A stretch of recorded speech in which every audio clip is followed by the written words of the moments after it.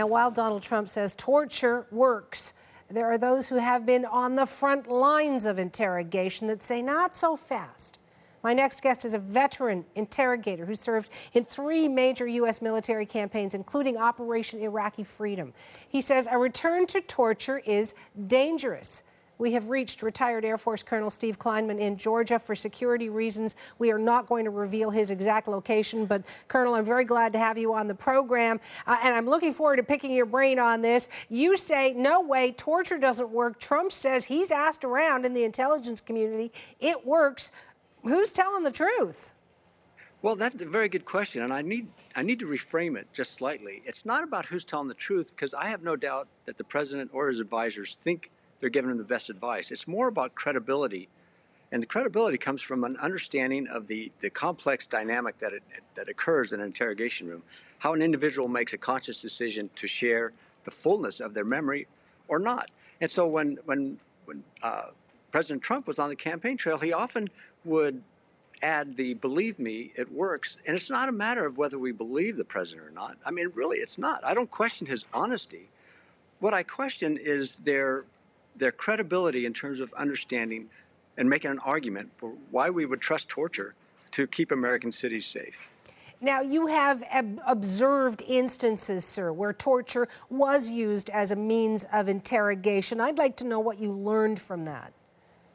Well, I won't say I learned as much as it confirmed my worst suspicions. I mean, as somebody who studied the art of interrogation, going back to antiquity, actually, the history of torture, the legacy of torture, comes from a very different focus, and that is causing people to recant heretical statements, or to use it for political oppression, or to produce false confessions or propaganda. That's not intelligence. In fact, one would argue that's the absolutely other end of the information spectrum. And we're trying to get reliable, accurate, timely, comprehensive information.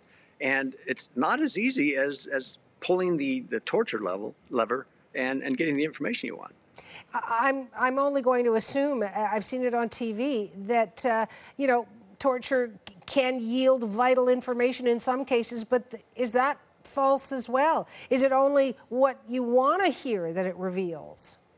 If the United States were making a decision about the F-35 weapons and the aircraft, and if somebody said, yeah, because it works some of the time, there's no way we would spend billions of dollars on it. And now, will torture actually elicit useful information? Yes, it will from time to time. One of my good friends, a retired FBI agent, used to say even a blind squirrel finds a nut from time to time, but we're not going to set policy based on that. We can't. What works then? If it's not torture and it's not a hug, what works? That's an excellent question. And so what we have to ask ourselves, what works needs to be based on a deeper question, is where's the information reside? The information that we want from an individual resides in their memory. And the scientific literature is very robust when it comes to the frailty of human memory, even under ideal circumstances. For your audience, think back to taking an examination in school. If torture worked, I could make everybody an A student by sleep depriving them, altering their nutrition and circadian rhythms, threatening them to remember, recall fully, completely, get that answer down. It simply doesn't work. We need to operate in a way that's respectful of memory, which means we have to think about how we enhance it. So we use techniques such as a cognitive interview. We use such techniques as borrowed from motivational interview, which helps deal with addicts. Now that seems like a stretch, but it's not if you understand the cognitive underpinnings of how interrogation works. So a rapport-based, relationship-based, cognitive-based, even neuroscience-based approach to how you elicit information. But the other part is to understand that torture is not guarantee. It is one of many ways of collecting intelligence. We can't expect to get everything through signals intelligence or imagery intelligence or human intelligence writ large. So let's not put the safety and security of the West or Western city or even an individual and base it on whether or not we're going to torture somebody. In that case, why are we spending $75 billion a year on intelligence? Goodness, you're fascinating. I'm so glad you took the time to talk to me on the program. I really appreciate it, Colonel. Take care. It's been an honor. Thank you.